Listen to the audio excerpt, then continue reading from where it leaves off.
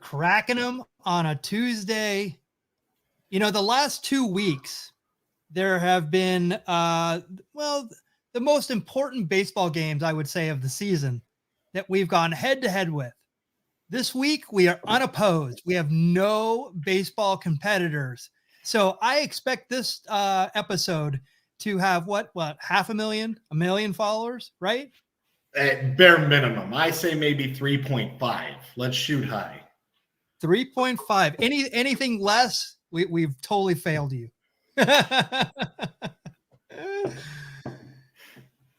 Hey, Michael here from Beer Baseball Blog, the adventures of craft beer and baseball. This is the Beer Baseball Blogcast, episode 80 for November 9th, 2021. Wherever you are watching us live today, please give us a like and a comment. Let us know that you're out there. And if we'd always appreciate if you subscribe and turn on those notifications. It's always a plus. Some housekeeping before we start. Let's shout out our Patreon supporters. Thank you to Cowboy Jack Durango. Wow, I spy Cowboy Jack right there, having a tall one. Love it. Thank you for being a contributor to the power hitter level. Thank you to Rachel Elnar for her contribution on the power hitter level as well.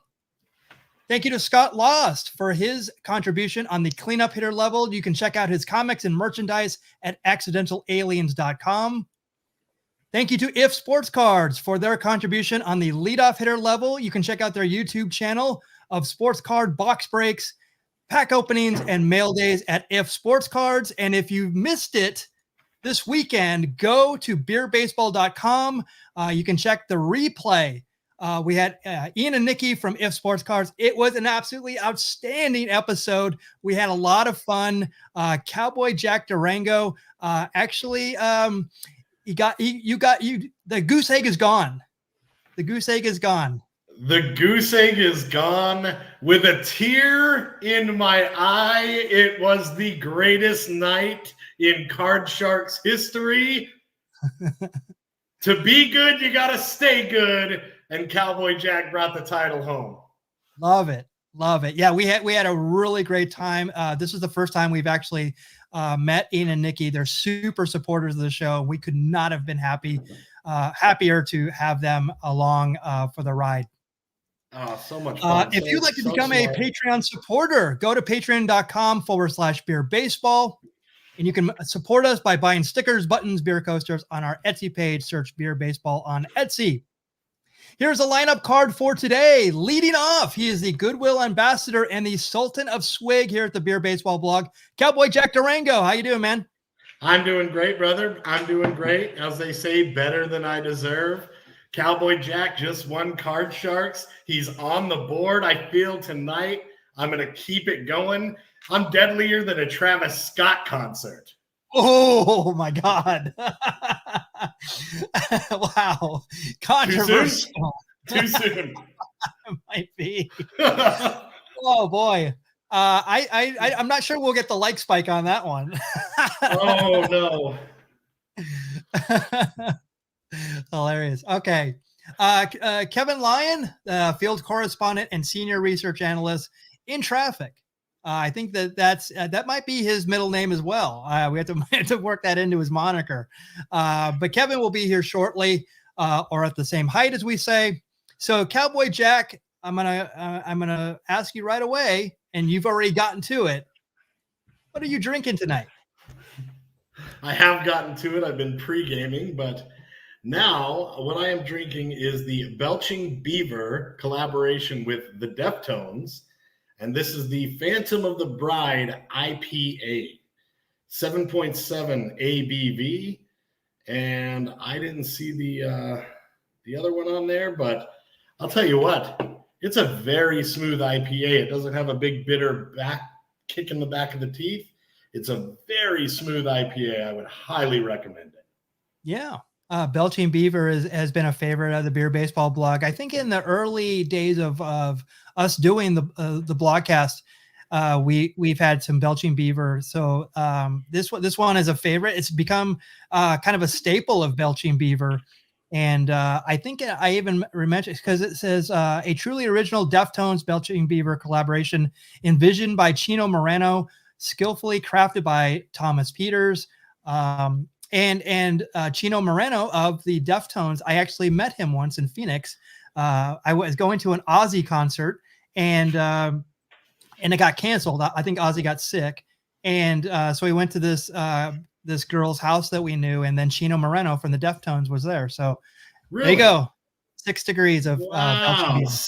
6 degrees of Michael Mondragon being a superstar.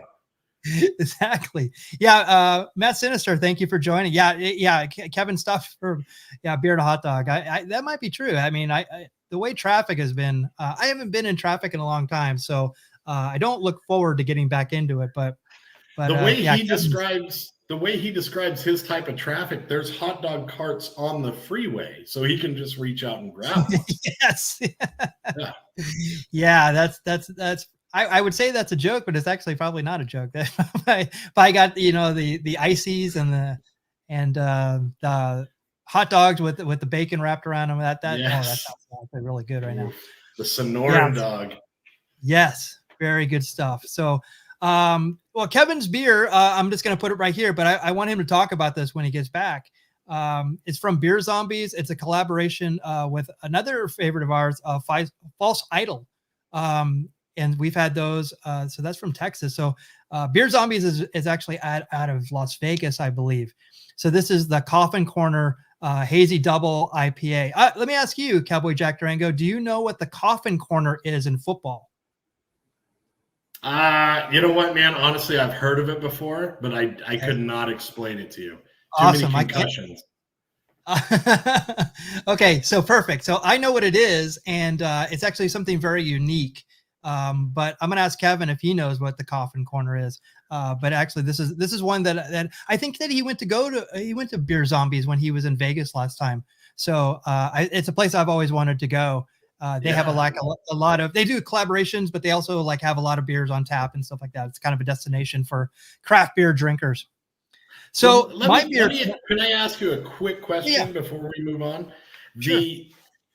Why is it that almost all craft beers have these awesome logos? Like that Beer Zombie logo, that art was awesome. Yeah. So one of the things that craft beer has, I always compare it to chefs, how chefs are now like rock stars and stuff like that. So most craft beer is like punk rock, I think, because they just hey, let's try this, and they become really artistic with it. And through those collaborations, they usually have really artsy friends as well, and a lot of they experiment a lot more, and that kind of art. I have a whole bunch of cans. I've kept a whole bunch of cans that I've really liked with the amazing artwork. And I think that usually the macro beers, they're trying to appeal to a different crowd, whereas the craft beers, would you have drank as much craft beer? No. Well, I would say kind of unknowingly, but you would usually go for what you like, and it's usually that packaging is pretty standard. It's to appeal to a market. So if they see this crazy artwork, they don't know what it is, right? So it's all about marketing. But that's the cool thing about this; they can do whatever they want because these breweries are really super artistic.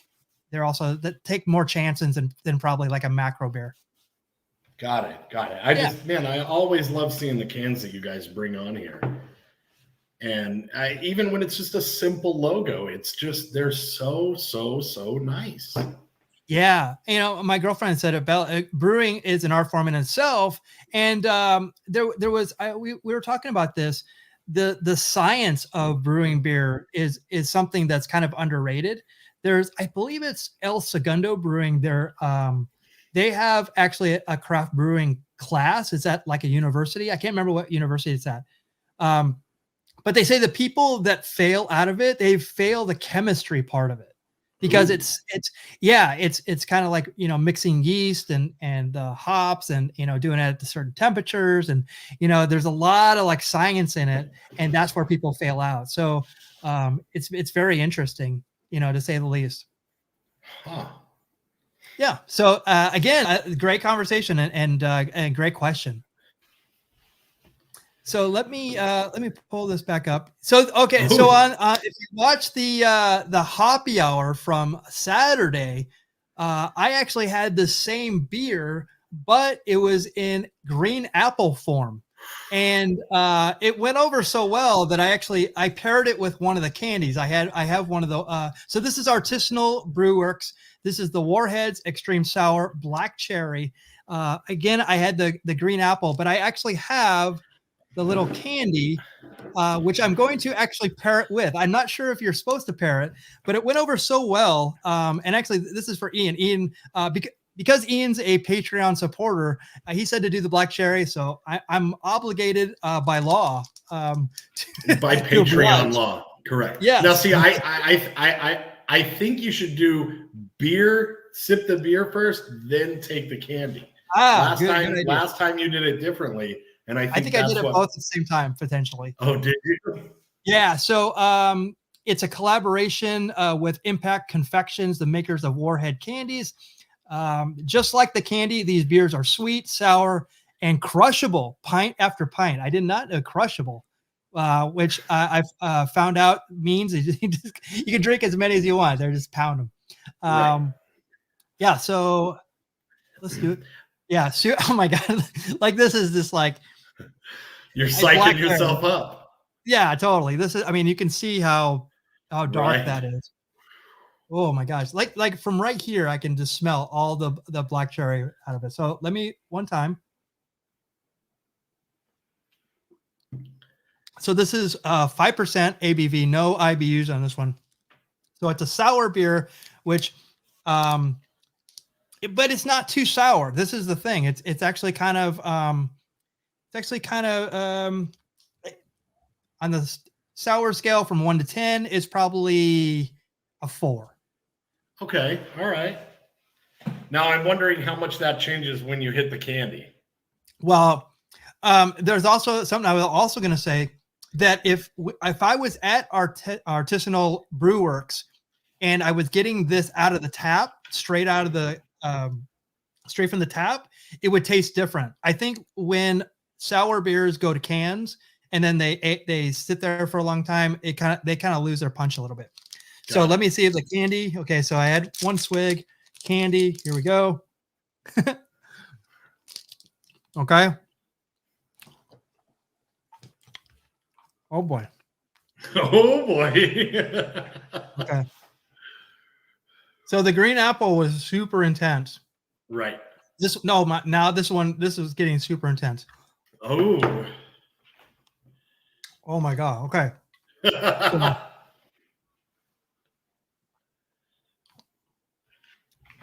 Oh wow. Okay, just like last time, my eyes are starting to water. when Michael Mondragon has to say "oh boy" 3 times and then "oh wow" twice, we're in some flavor town, baby. Oh yeah. Yeah, it's like Coke and Pop Rocks. It's similar.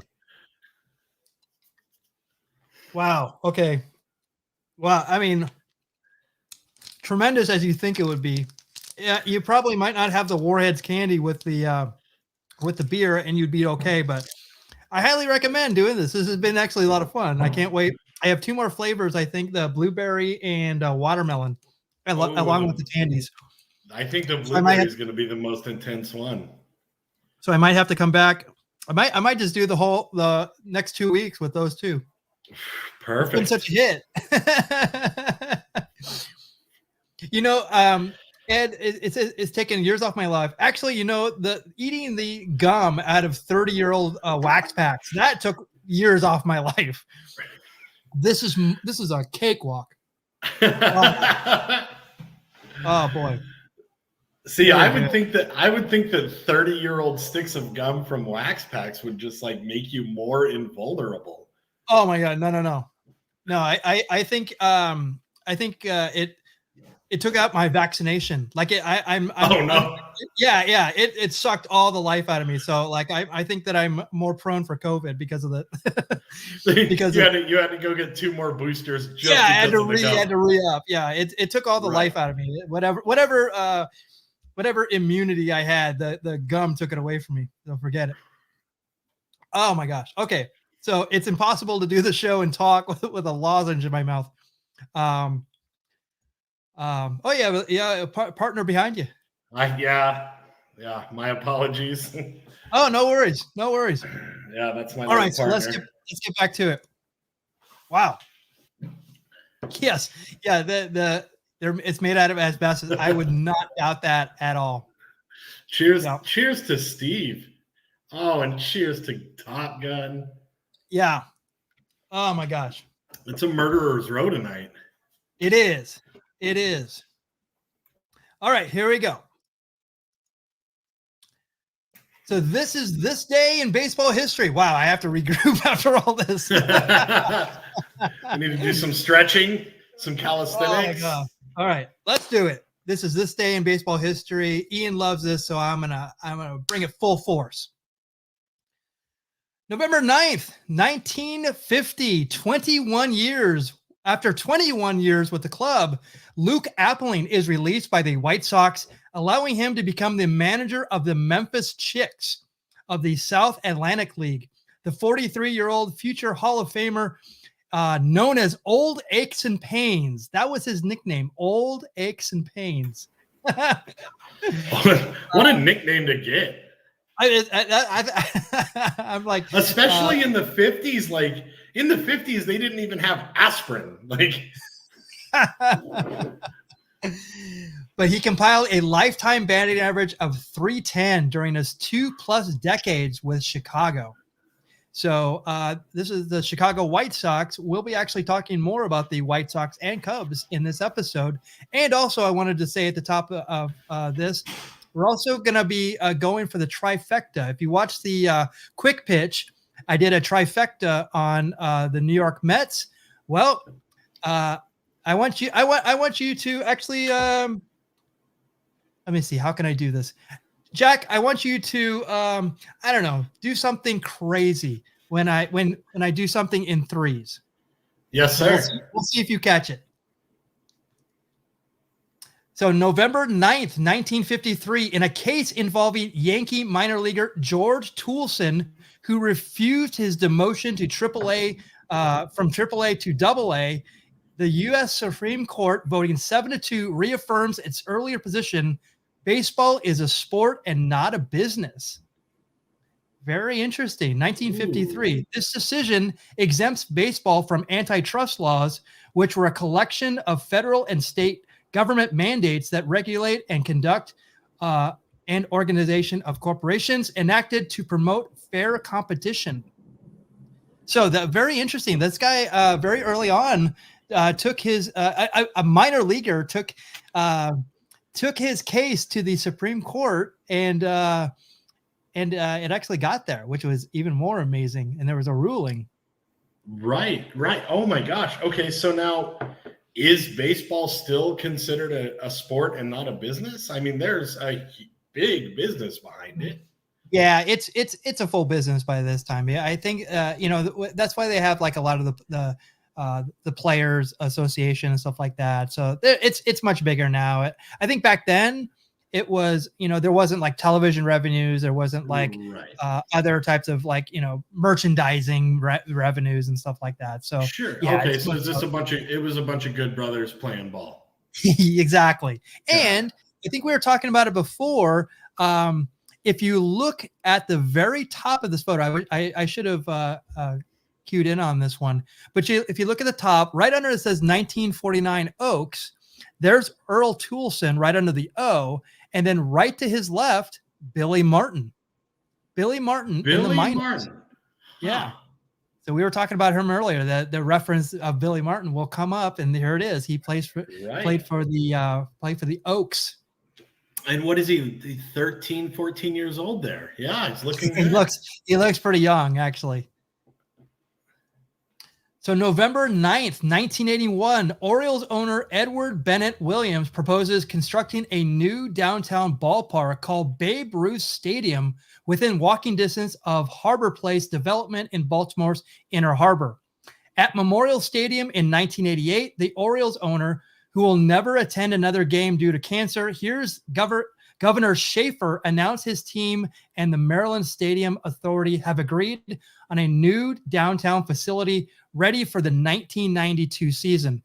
Now, before I actually go on to this, which if you're a baseball fan, you kind of know the end of kind of how this ends up. But Edward Bennett Williams was like a big, like a high profile lawyer. And actually, if you're familiar with Deep Throat, the FBI informant, at one time, Edward Bennett Williams was suspected as Deep Throat. It turned out to be someone else, Really? but he was so high profile that they thought it was him, but it turned out it wasn't. Eventually it became Camden Yards. So this is Oriole Park at Camden Yards, which opened on April 6, 1992. But Jack, why do you think it was going to be called Babe Ruth Stadium? I don't, man, I'm going to sound like an idiot, but did Babe Ruth finish out his career as an Oriole? He didn't finish his career. He actually grew up in Baltimore. Oh, And okay. if you look on the Beer Baseball Blogcast, I actually take a trip to Camden Yards and I go to the Babe Ruth Museum. So they actually have, it's actually where his house was. So it was like walking distance from here. Yeah. Huh. There you go. In Baltimore. Yeah. That was a surprise to me too. There's actually at this building back here, they actually kept a building. It was actually like a railroad building. So they incorporated it into the stadium and then subsequently other stadiums have done it. Petco has done it. They kept a building that's kind of cornered into Petco Park. But they kept this. And then there's a plaque out there that says like Babe Ruth his house is like somewhere near this whole thing. And it was actually where the Babe Ruth Museum was. So that was news to me as well. They grew up in Baltimore. So now are these office buildings here incorporated in the They are for them. They turned it all into office buildings. So yeah. Imagine the money you could make renting your office out for baseball games. Oh my God. Yeah, there's a lot of places that that now do that. They incorporate it. And in fact, in St. Louis, I would love this. Oh gosh, what do they call it? They call it like oh gosh. Of course, I'm spacing out on what it's actually called. I'll remember in a second. But anyway, so they have like Petco too, Petco Park. They have like these condominiums where you can actually like literally look into the stadium and stuff like that. Wow. But it's a beautiful view. So a lot more stadiums are doing that where they actually build buildings that are tied to the team, but you can actually look into it. But yeah, that would be so cool. I would love to have that. Open it up and just see the ballpark every day. Yeah, amazing. Man, can you imagine just on a game day, you're sitting there in your condo with the window open, just watching the game out your window. Yeah, that's super cool. I would love that as well. Yeah, that's life goals, right? Yes. So get your beers ready. November 9th, 1982, Brewers shortstop Robin Yount, who hits .331 with 29 homers and 114 RBIs, wins the American League MVP unanimously. The 26-year-old future Hall of Famer, he got that in 1999, captures all 27 first-place votes, easily beating runners-up Eddie Murray and one of Kevin's favorite, Doug DeCinces, former Angel, former Oriole, I believe. Huh. I read about this stat today. I was actually kind of just on my lunch break. I was just tooling around and I thought, okay. So I typed in today's date, November 9 baseball, and this Yount story is the first one that came up. There you go, right? Yeah, he was a great player. Actually, and one of the things about Robin Yount, he actually made this insane diving catch. And when he made the catch, it was actually the final out of a no-hitter. It was actually a really amazing play. Yeah. I think it was. So now this is 1982. Did the season used to go a little bit longer? No. So all of these awards are after the season. So you're gonna now that it's so late in the season after the so this is way out of the range. The only November games was like after 2001. Got it. Yeah. Okay. So or there might have been a few in there, but I like usually October, by Halloween, all the World Series games were over by then. But so now there's going to be a lot of awards. In fact, like next week is a more awards. So they keep on incrementally giving like the MVP award, the Rookie of the Year, Manager of the Year, et cetera, et cetera. Right. And not to pull the curtain back on the show too much, but is next week when I'm going to wear the evening gown and hand out awards? Or was that episode 100? Did I let the cat out? It might be episode 100, but who knows? We might bring it a little bit early. If people want it, if the people demand it. If they demand it. November 9th, 2000, after posting the best record in baseball this season, Dusty Baker is named as the National League Manager of the Year. The 51-year-old skipper who guided the Giants to a 97-65 record joins Tony La Russa for the White Sox in 83 and A's in 88 and 92. As the only 3-time winner of the award. So actually, I used to really not be a big fan of Dusty Baker. I saw some really cool things about how he came up with the Braves, and I became a quick fan of his. He has a really kind of story history. You kind of want to root for him a little bit because he's one of those guys in baseball who, and he had a really kind of regrettable situation, being the manager of the Astros, and obviously went to the World Series. So he did a great job. Any man that can throw a PowerPoint like that, I'm a fan. I'm a fan. I like it too. And he's given the umpire the riot act right there. I like that. Yeah. Well, Look at that. That umpire that's a bad mullet. We know that guy's a weasel. He made a bad call. Yeah, of course. I think I want to say that's Ron Culpa, and if it is, then I know too much about baseball. If that is Ron Culpa, I will do your landscaping for 10 years straight. Wow, that's impressive. Yeah, we'll have to look that up. November 9th, 2002, Dusty Baker signs a 4-year deal to pilot the Cubs, leaving the Giants after guiding the club to a pennant in the 2002 season. The 3-time National League Manager of the Year compiled an 840 and 715 record during his 10-year tenure with San Francisco. Yeah, so that was another thing too. Like Dusty Baker, went to kind of these different places and never really got the success of going to the World Series like he did in 2002. Man, he was like one game away from winning a championship. So in the field of how many baseball teams do we have? 30 altogether. 30. Okay, so in a field of 30 baseball teams, he was one game away. I mean, like I get never winning the big one and never hit it, but my gosh, man, that's consistency. You got to respect that. Yeah, he's done well wherever he's gone, and then he was also with the Reds as well. So he's another guy like Buck Showalter. They go and they don't have a lot, but they do a lot with it. Unfortunately, Buck Showalter has had some way adversity, like with the teams he had, like 100 lost teams. So I think Dusty had that as well.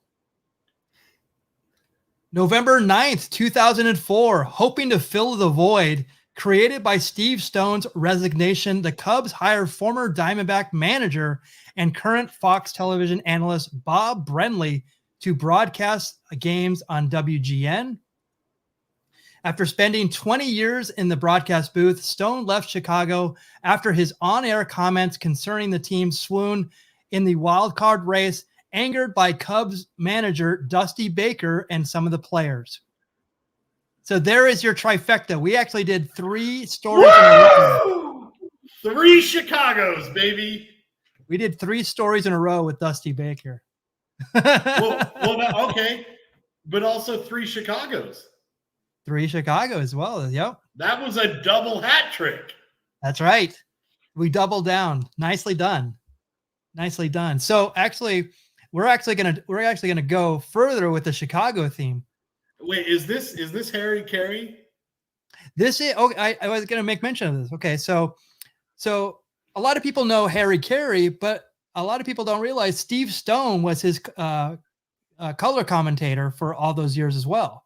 So Steve Stone pitched for the Cubs. He also pitched for the White Sox, and yeah, he was a Major League Baseball pitcher.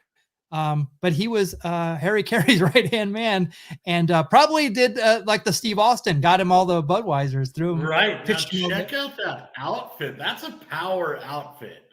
Yeah. You know that wearing that outfit, he would not let his children look him in the eye. Like, he came home and they were like, "I'm sorry, Father." Like, yep. And I love that Harry Carey was the beer drinker. And if you look in his Steve's right hand, left to you, he's actually got a stogie. He's got he's pulling that stogie back, and old Harry Carey, man, God bless him. He's had a couple of cocktails. That's it. That's not a beer drunk. That's a whiskey on the rocks drunk. God bless him. So Stone bounced back, becoming the color commentator for the White Sox in 2009, I believe. But yeah, he played for the White Sox in 73, the Cubs 74 through 76, back to the White Sox 77, 78, and then pitched for the Orioles. He started with actually the San Francisco Giants in 71 and 72. And he was the MLB wins leader in 1980, which I was not aware of as well. And he won the Cy Young in 1980. So, okay. So this is funny. So what happened to Bob Brenly? Well, he managed the Diamondbacks to a world championship in 2001, and was on the Cub broadcast from 2004 to 2012. And he's been back in the booth, but on June 3rd, 2021, Brenly announced in a statement that he'd be stepping away from the broadcasting to reflect on the comments he made the day before about New York Mets pitcher Marcus Stroman's do-rag. Oh, no. Yes, it was not received very well, and Brenly said, this is exactly what he said. He goes, "Pretty sure that's the same do-rag that Tom Seaver used to wear when he pitched for the Mets." And it didn't go over. It didn't go over so well. I think because it wasn't funny, but it was actually seen as not being sensitive. Let's just say. Right. So hold on. What year was this? This is this year. Oh, this was this year. This year. in June. Oh no! Like. Yeah. Okay. Yeah.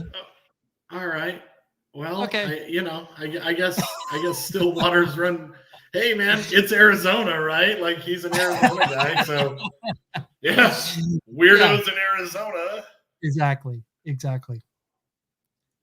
November 9th, 2004, after coming out of retirement to pitch for his hometown team, Roger Clemens, 18-4, 218 strikeouts and a 2.98 ERA, becomes the oldest pitcher to win the Cy Young Award.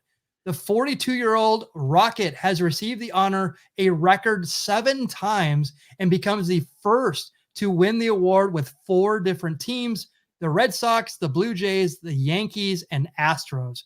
So the Rocket, who by the way will not be in the Hall of Fame. It's like the Barry Bonds, it's Roger Clemens, Pete Rose. All these leaders will not be in the Hall of Fame. So it's funny that we celebrate all this, but these players are not even eligible for the Baseball Hall of Fame. So obviously there's a big discrepancy here. So yeah. So brother's 42 years old here. Yeah. In this picture. Yep. I am 38 years old.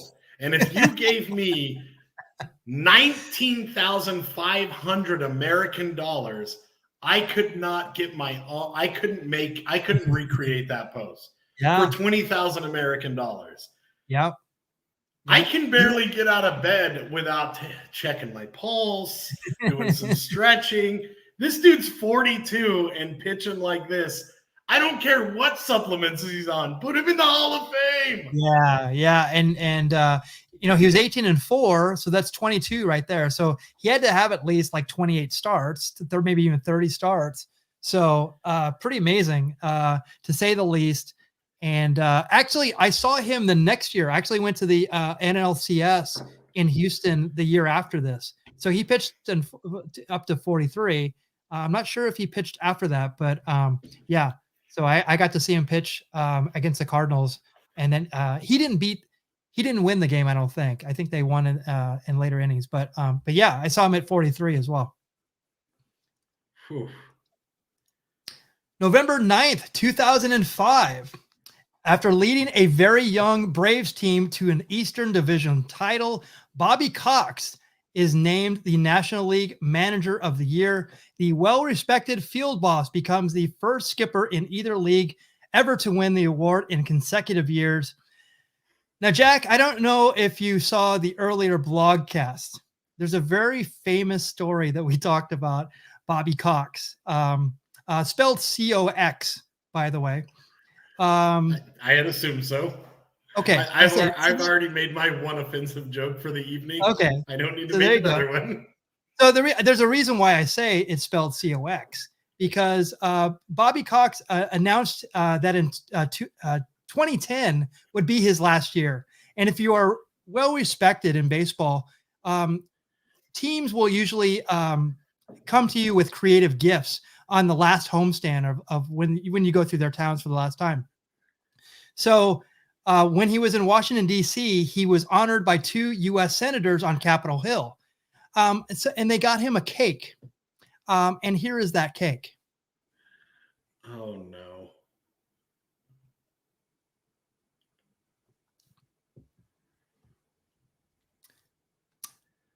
Womp, womp, womp, womp. Oh, man.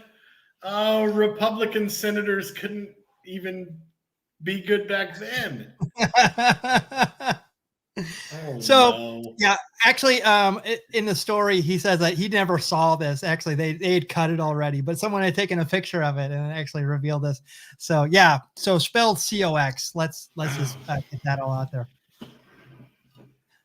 No. November 9th, 2008, participants in a team-sponsored high school program aimed at helping Bronx youth pursue careers in architecture, engineering, and construction, along with a few players, removed rain-soaked dirt from former Yankee Stadium and bring it across the street to the site of the team's new $1.3 billion field.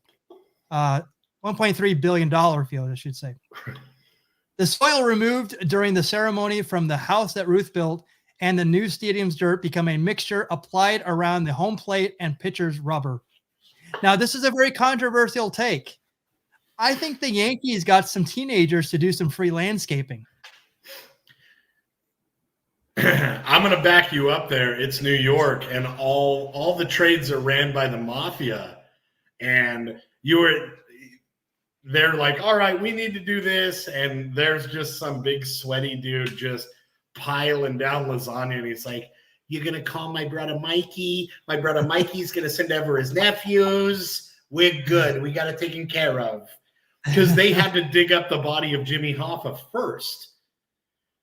So this was just all a big sham to get Jimmy Hoffa out of there. It's an elaborate scheme. I get it now. Sure. Wow, mafia guys are crafty. The podcast. We're like CSI.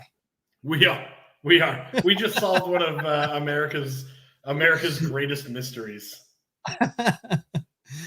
Well, actually, in all honesty, I would have loved to be those teenagers back then and doing that. That would have been amazing. Can you imagine growing up watching the Yankees and then you get to go just shovel dirt that all these legends have played on? Yeah.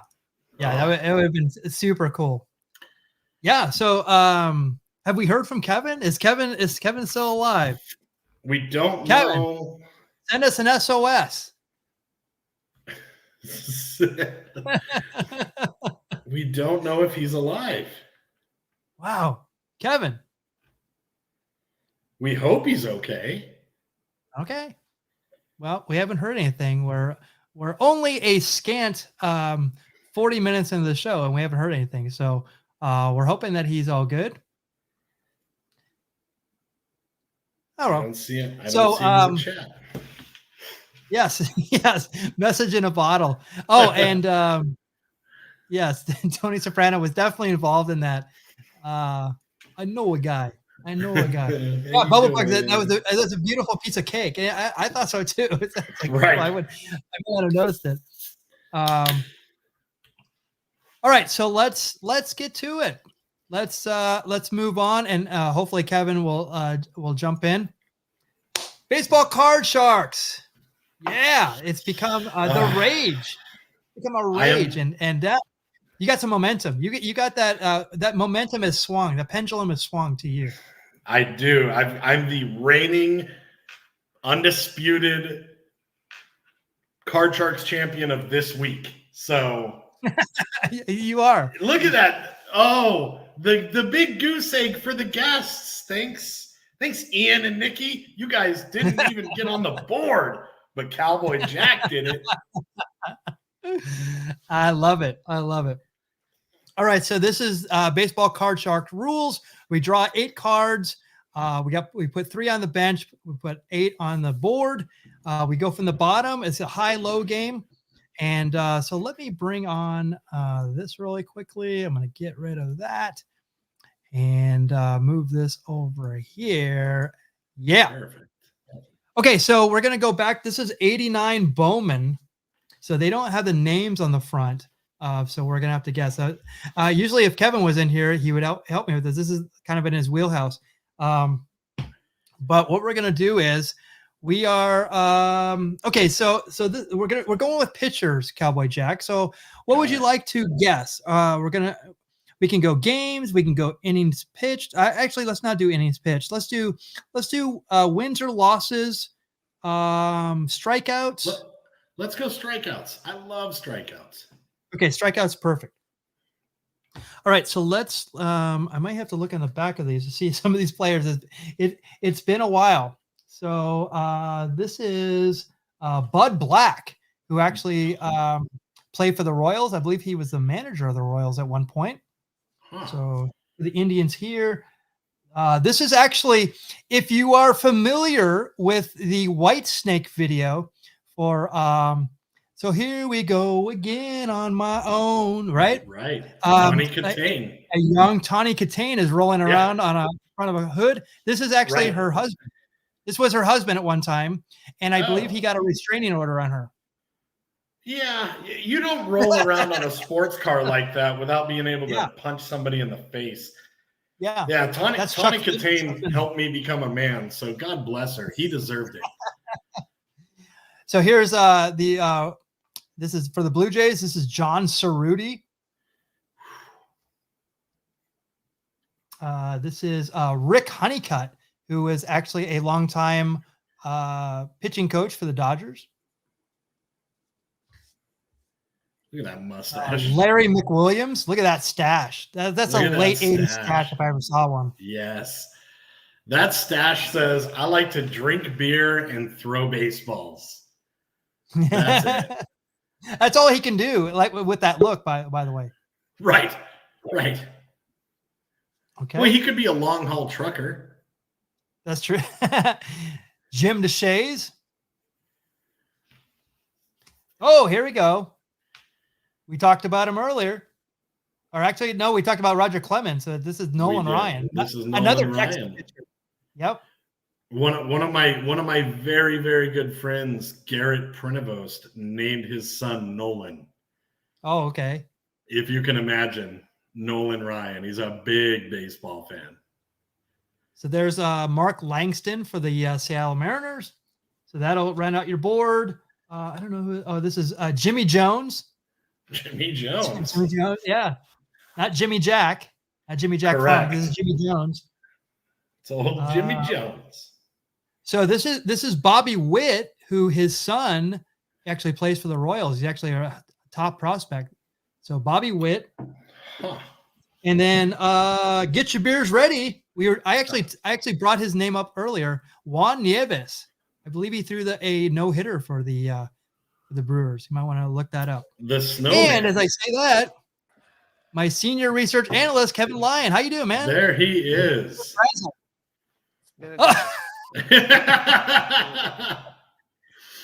There he is, ladies and gentlemen. Hey, it's good to be here at last. Now it's time to pop open this Coffin Corner beer, which, Michael, I don't know what the Coffin Corner is. I saw this listed at a place, and I was like, cool, it's Beer Zombies. It's called Coffin Corner. That's a cool name. I'll buy it. Wow. Actually, now I'm like, there's a why reason are there why football guys on this can? I don't know. Okay. So it actually, Coffin Corner is actually a football reference. Okay, so if you're a punter, you actually want to kick the ball as close to the goal line as you can. But the ultimate place is to put it right by the pylon. So it's by the sideline, right by the goal line, and that's called the Coffin Corner because you've actually pinned them. So it's a long way. So that's why it's called the Coffin Corner. And did actually, you show them the pictures of this can because it's hilarious. Nothing no, like I blood didn't. and guts. Yeah, it's like 8-bit, right? It's super cool. Yeah, it's like Tecmo Bowl. You know what I mean? Except Yeah. it's not Bo Jackson. It's two other Raiders and someone on the Eagles who's trying to get the ball. So I don't know. Yeah, but I had a can by Beer Zombies when I was in Vegas. I didn't get a chance to go by there. I'd heard of them, but never had anything. And like had a really good drink from them. So and and practically Fall Styles practically a friend of the show at this point. We've had so many beers from them. Yeah. So figured, hey, let's try this. It's a gotta get my info here. It's a hazy double IPA, which I'm definitely ready for right now. Yeah, and Citra, Motueka, Nelson, 8.4. All right. So yeah, cheers. We're glad you're here. How was the freeway hot dog? I wish it was just the freeway. If it was just freeway, I would have been here about 6:05. All right. All right. Before you read the number, am I going first? Would you like to go first? I would love to go first. And before you read the number, I'm going to stick with what works. I'm calling my shot. I am going to go high, low. High, low. Correct, sir. Okay, so let's go. We're going strikeouts, correct? Correct, sir. Okay, so Bud Black has 552 strikeouts. That's a lot. So I didn't think this through. You did not. Because I said high twice in a row. So it's really got to get up there. This is not. It does. So 552. You could be out on one right here. So 552 does Chuck Finley. Chuck Catane to you. So higher than 552. 211. Chuck Catane. Young Chuck Catane. Not good. Hey, you know what? I take risks. If you're going to go through life, you got to gamble. You got to take risks. You win big or you lose big, and I'm okay with losing big. Good enough. All right. So let's see here. Okay. So Kevin. Yes. Lance McCullers. Okay. Yankees goes in your first slot. And this is Greg. This is Greg Swindell. Oh yeah, I remember Greg Swindell. All right. Yep. Okay. So strikeouts. This is strikeouts. All right. And I'm sober, so watch out. Strikeouts. Lance McCullers has 326. Wow. 326. God, this is tough right away. Yeah. So does Greg Swindell have higher or lower than 326? Hey, Jack, I saw you say you swing for the fences. No, you don't, sir. You swig for the fences. Love it. All right. I'm just stalling. I'm trying to buy time here because this one, Greg was a pretty good pitcher for a few years here, but I don't know how young he is. What was that number again? 2 what? Or 3? I don't remember what it was. 326. 326. I might lose this, but I'll say higher. I won't be surprised if I'm wrong on this one. You are never going to believe this. 323. No. I knew it was close. Wow. No. I'm never doing this sober again. Never doing this Yeah, sober again. no. Wow, Way we might have to go another round if I to get come in knocked here out. all cocky and just lose on the first Oh, I round wasn't like some cocky. kind of- I'm bitter right now. I've had a day. I'm like, ugh. So my cards on the first slot is Bobby Thigpen. Oh, there you go. Very good reliever. Well, at one point had the all-time season record for saves. Yep. And El Cid Oh, Fernandez. Yeah. Hell yeah. Ooh. All right. So Bobby Thigpen, 134. Solid 134. number. Well, he's I more will of a bullpen guy. Otherwise, it'd probably be Yeah. higher. But this was pretty easy. Yeah. For the win, Michael. Yeah, for the win. For the win. Higher or lower? I will definitely say higher.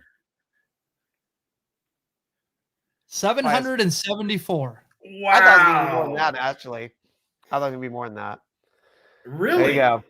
Wow, that was exciting. Oh no, That was no, play it exciting. out. Oh, how about we go again? Sure. Let's do it. Mi- Cowboy Jack, you're Michael? back in the mix. Yes. I'll be Michael? serious. I'll be serious. Can you do me one favor? Because I need Yeah. to be in a better mood. Can you just tell me, let's see it again, please? Let's see it again. Actually, this will. That's for Ed Brown out there. See it again. So Kevin, you were saying that your day has been really rough. Wow. A long day of work. You had a long day of driving home. Well, Oh, there's more. I'm not talking about the rest of the nonsense. That's the least of my worries. I would say wah, and eventually I will say wah, but I for now I'll say this. It doesn't matter. Thank you. Thank you. You probably get to use the board. Thank you. All right, Cowboy Jacks. This is your back in Oh. Eric Shao, who gave Oh up. my goodness. Now wait a Gave minute. Gave up Pete Cowboy Rose's Jack. 3,000 slip. Oh, come on. I was gonna ask him if he remembered why Eric Shaw's been mentioned on the show before. No, I absolutely wouldn't have, but mail me that card. That's a great card. That's an amazing card. So good. And then this is Bill Wegman. Get your beers ready. Yeah. Here's I'm- ready. Okay. So Eric Shao. So he was wow. From So what who's I going first? know, Who's even going first? yeah, Cowboy Jack, you're going first. So Eric Right. Shao, a longtime major Good, I league got this starter. beer. He actually has 830. Yep. 830 Solid. strikeouts. 830 strikeouts. Yep. Well, I think, are we talking on the field or off the field? Because that pose, there's a lot of strikeouts. Yeah, I Are you agree. kidding me? That poses a home run every time. Thank you very much. So Bill Okay. Wegman, does he have Bill- higher or lower than 830? I gotta go lower. I would. Law I of think averages, I right? agree. I agree with you, sir. 274. Wow, 274. all right. All right. John Cerruti. John Cerruti. John Lower. Cerruti. So Lower. That looks like a scared child. 274. Lower, you said? I say lower. I say lower. I don't know. 251. Whoa. Ah, All right. Barely. Jack is back. All right. 251. 251. Rick Honeycutt. Ooh, Rick Honeycutt. Honeycutt. All right. Higher or lower? Rick Honeycutt. And what year is this? This is 89. And it's And- funny. This picture actually looks like his hair actually has long hair, but on the right. Yeah. Right. That's that beautiful Oakland foliage in the background. The flow. Yeah. Or Mesa, Arizona. Oh, wait. Where's their spring training? It's it actually Mesa? it used to be Scottsdale during this time. Okay. He also So now did it's in Mesa, Phoenix. Hohokam, right? Yeah, it's at Hohokam, right? So the number is 274. Yes, Yes, sir. And Rick Honeycutt, what year is this? 89. 89. 89. So Yes, sir. using my... I'm going to go more strikeouts. Thank you, Top Gun Talwar. Good call. I couldn't buy any I was more going like time. this, but I'm like, you're going to get mad at me because I don't want to mess you up. Right. You're My buddy Greg Hall it was Phoenix Muni. That's where the Phoenix Giants played, and actually went right after high school. I went to go see. They actually were doing batting practice. This was at this time, and they were hitting. The Phoenix Zoo is right behind it. They were hitting balls into the zoo. That was during the massive steroid era. It was insane. Like it was. Especially with Canseco and McGuire, man. Canseco, McGuire, like Dwayne Murphy. They're going. They go to the zoo and pick up more animal steroids. You know what I mean? It works out really well. Hey, aren't we all animals? The 274. You said higher or lower? I said higher because of Top Gun Talwar. I think that's a pretty safe bet. 798. Good call. Wow. 798. Boom shakalaka! I did it all on my own.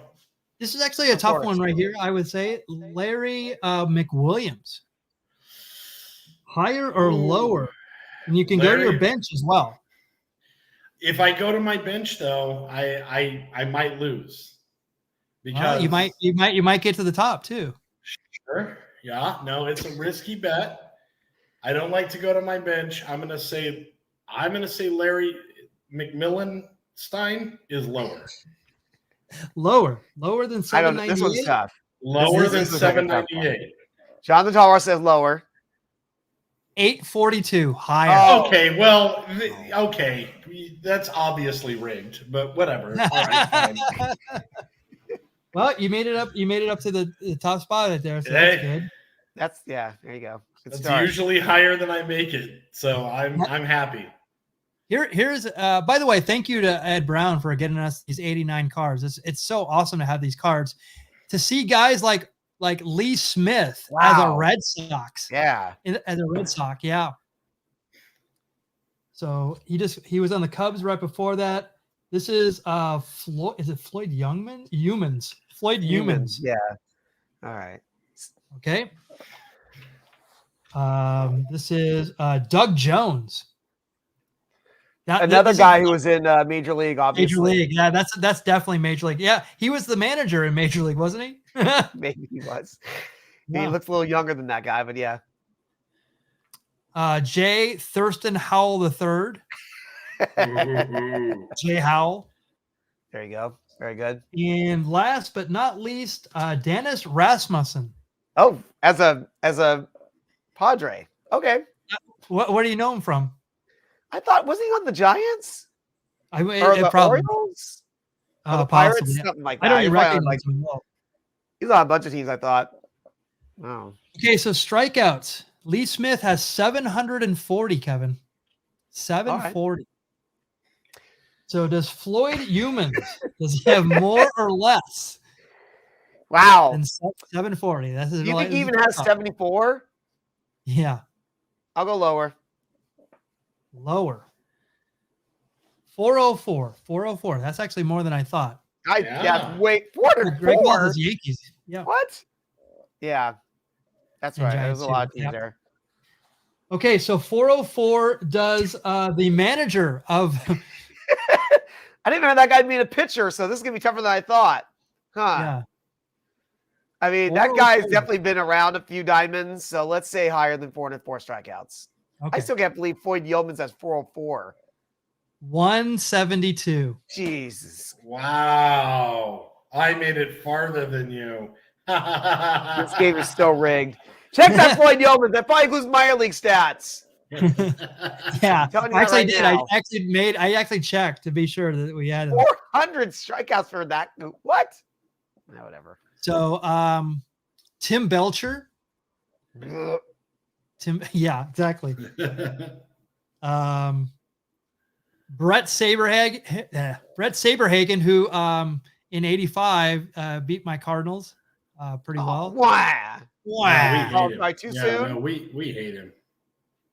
And here's is it Cam Bedrosian, right? Yes, is this his dad, Steve Bedrosian? Yes, sir. There you go. Bedrock. Steve Come on, Bedrock. Yeah. See, There's a Pedro's place very I good. know where Very everyone good goes reliever. called the Rock. Twist. Okay. Wow. Tim Wow. Belcher, I like how you 170. totally just keep going and not play, Well, and I reacted to what you just did. Nobody else gonna know what we're talking about. 175. Yeah, the old Flintstones reference. Thank you. Yeah. Okay, so 175. Brett Saberhagen, higher or lower? I will say higher. 677. Oh, yeah. Wow. 677. Brett Saberhagen, an accomplished pitcher. Steve Bedrosian. This is going to be interesting. Yeah, because he definitely played a long time. I know him more as a reliever, but who knows? Me too. Yeah. Now, I'm going to go can lower. Can I ask you a question? Sure. Do you know the raccoon hats that the frontiersmen used to wear? Yeah. He's wearing a raccoon hat, right? Yeah. Like that's not his head of hair, because if 100%. it is, that's his hair. 100%. Come on. Wow. And I will say lower than you can go to your bench, Michael. Because all you have to do is get like a couple more cards in to win this. I can. You're not looking to break the board here. You're just looking to get like 3 more picks in. Sorry, Jack. Hey, Kevin. That's true. This game's rigged anyway. I'm gonna go lower. Lower than what is it? What did we say? 677. I'm gonna go lower. Tough. This is pretty tough. Let's see. Holy cow! Are you ready for this? I went lower. Yes. The number is 677. This is 678. I lost by 1. Wow! Told you to go to your bench. The reigning Jack, you're the golden god. Defending baseball card sharks champion, ladies and gentlemen, from the Dead Horse Ranch in Phoenix, Arizona, Cowboy Jack Durango, your golden god. Michael. Yes, sir. He didn't win, right? Because he said the game's rigged. Hey, man, stop bringing up old stuff. That's in the past. Old stuff. Nothing's old to me. Come on. Sure. Jeez, come on. Right. Carbon dating is like, it's too young for you. Well, earlier you were saying it was like a murderer's row in the chat, and I was offended because I wasn't here yet. Wow. Hey, I'm on a streak. Cheers. I'm on a streak, boys. I guess that first one doesn't count for Michael. We're going to forget that one. Yeah, absolutely. I'm on a streak. I want to forget this whole day, so I'm going to keep drinking. Cheers, guys. That's why they call it a hat trick. I want to forget all this. I'm going to forget all this. Streak. All right, so let's get to it. We're going to end off with some baseball trivia. We're going to test your knowledge of baseball. All right. Who has won the most MVP awards in Major League Baseball all time? Oh. Your 4 choices are Stan Musial, Albert Pujols, Barry Bonds, or Mickey Mantle. Yes. We're all all this.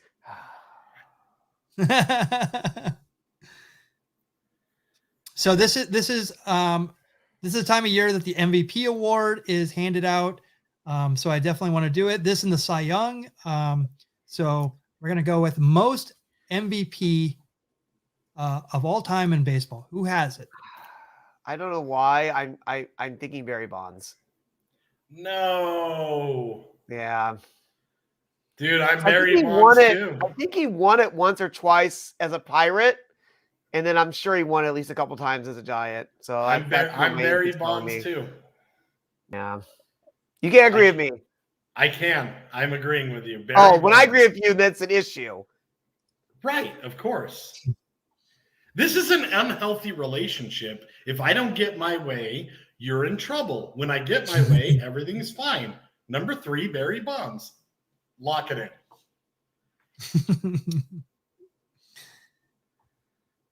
All right. Anybody else want to put in a chat? We have some good guesses. We had Mickey Mantle in there. We had yeah. Mantle had like 2 or 3. It's interesting. Mantle's the only American League guy on this list. So okay. Yeah. Yep. So I can think of some guys who won it twice, but more than 3, I'm not sure. Like I said, I think it's either Pujols or Barry myself. But yeah. All right, I'll give it another few seconds if everybody wants to put it in the chat. I think I saw If Sports Cards throwing out Pujols. Yeah. Yeah. I like Ed says if it's mutual, this is rigged. This is Cardinals bias. Yep. I always, Michael always has to get his Cardinal spot in. Anytime I mention the Cardinals, it's like super biased. I'm just like, it's once a week. Hey, just so you know, in 80 episodes, I've never heard one positive Cardinals story. So as much as I cry about being rigged, he doesn't push the Cardinals. Hey, you know what? Pick up your beers out of your ears later, but can we say a happy birthday to Bob Gibson? That would have been his birthay. Oh, there you go. I saw that today. I can't celebrate it. That's a Cards bias. Oh, no. Hey, one half of the Rock and Roll Express, Robert Bob Gibson. Cheers to you, brother. Did they call him Hoot too? They call him Hoot. They call him Bob Hoot. Funky and Hoot. All right, what's the answer, Michael? The answer is Barry Bonds, 7. And actually, if next week we'll be talking about something in this day in baseball history, he could have won 8. And I was like that's incredible. Sweet jumping Joe Hassafat. Tara was saying 3 was the number. No, I said Mickey Mantle. I saw Mickey Mantle at 3, but I knew he had at least. I think he had 2 with the Pirates. Do you have the years he had it, Michael? I think he went twice of the 8 with the Pirates. Yeah, I don't have the years, okay. but I mean, so Barry Bonds. I call him Barry Bonds. Barry Bonds had 7. Musial 3. Right. Pujols 3. Ted Williams 2. Trout has 3. Mm-hmm. Willie Mays 2. Mickey Mantle 3. Hank Aaron only 1. Joe DiMaggio has 3. Lou Gehrig 2. How about this? A-Rod 3. Yeah, Mike baby. Schmidt has 3. Who does? Mike Schmidt. Mike Schmidt. Okay. Frank Robinson. Jack mentioned from last week. Frank Robinson, Frank Thomas, Miguel Cabrera all have 2. Jimmy Fox 3. Yogi Berra 3. So yeah, there's a lot of big players here. Carl Hubble has 2. So this is league Joe MVP. Morgan. The national, I mean, National League. So it's not overall in baseball. There's always an NL and AL winner, but sure, still, that's amazing. 7. 7. So it's not even close. I said, he could have won 8. Yeah. Cheers to Barry Bonds for being the Cowboy Jack of the National League. that we can all cheers to, right? All right, so let's do the second question. So we were talking about MVP, and we talked about earlier that Roger Clemens has the most Cy Young awards. So he won that a record 7 times. So who is number 2 on the list of most Cy Young awards in Major League Baseball all time? Man, that's a hard question. Any baseball question is hard for you, Jack. Hey, man, life is hard for me, bro. I'm just making it through just like everybody else. Give me a break. Fair enough. Randy Johnson, Greg Maddux, Steve Carlton, or Clayton Kershaw? Man, the first name. Yeah, you ready? I know. I feel we're both gonna say the same person because the first thing that came up to my mind was Greg Maddux, and I'm sure that's who Jack's gonna pick. You go first. We're not gonna pick the same guy this time. Well, I figured you want to say Greg Maddux because of John's son, Maddux, or you can go with your hometown boy, Randy Johnson. No, I was gonna go with my nephew in honor of my nephew. You should. Then you go right. You go right. You go first. Then you know what? Boy. No, I'm not gonna go right. Michael Mondragon. I'm going lefty. Ooh, look at you! Nice. I well played. Like that one. Well played. It's all good ballpark. Just for the heck of it, just because you made that comment, I'll go lefty and go Steve Carlton. Friend of the show at this point, because we talk about him so much. Yeah. Well, I mean, he's in all these postseason. Yeah, so I'm like, why not at this point? Yeah. It's probably, I mean, my instinct tells me Maddox, but Jack and have Max. I'm gonna go with Steve Carlton, friend of the show, soon to be, hopefully. So, Jack, you're going with number 2. I'm going with my beautiful nephew, Greg Maddox. Yeah, it's a win-win either way. Anybody else in the chat? I'm gonna give it a few seconds. I'm seeing just Maddox. It's Max, and then Bumbug said Carlton. No love for Randy Johnson or Clayton. Yeah. Kershaw also defty lefty. Well, that's not the lefty I'm going for, Mr. Brown. All right, 3, 2, 1. Oh, that's there you go. Greg Hall. Greg Hall coming in with a shoestring catch. It is Randy Johnson with 5. Oh, nice. Wow. He's the only person with least favorite pitcher. What? Yeah. PETA's least favorite pitcher. Oh, yeah. Of course. Randy Johnson and Dave Winfield. They both killed birds with baseball. Yeah. 2 Hall of Famers, no less. Yep. Only the Hall of Famers can do that, I guess. Roger Clemens had 7. Randy Johnson 5. Maddox had 4. Kershaw 3. Carlton actually had 4. Pedro Martinez 3. Justin Verlander, who never doesn't get a lot. Him being hurt, I think it's not going to taint his legacy, but it'll be very interesting how he returns. He has 2. Max Scherzer has 3. Tom Seaver with 3. Jim Palmer, who's not talked about enough, 3. Roy Halladay with 2. Glavine 2. Sandy Koufax with 3. How about this? Johan Santana with 2. That's very interesting. Yeah. And I believe this is a newer award too. I don't remember when this award started. I want to say it started in like the 50s. I want to say. Right. Yeah, let me look at the bottom. Because in the MVP award you mentioned like a Lou Gehrig and all that, but I'm thinking this award started in the early 50s if I remember correctly. Yeah, like Sparky Lyle has one. Wow. How about this? Jack would like, what, Jack? Hashtag do the research. Look up Sparky Lyle. You'll like him. Yes. Yeah, you'll definitely like Sparky Lyle. How about this? Steve Bedrosian has one. Oh, we talked about it earlier. Huh. There you go. Yep. We covered his dad, right? Yeah. Well, that was the guy on the card. It was on the guy with the raccoon hat / mullet. Whatever that was. Right. No, I'm sorry. I thought that it was like a father-son duo for some reason. His son played on that minor league team, the Angels.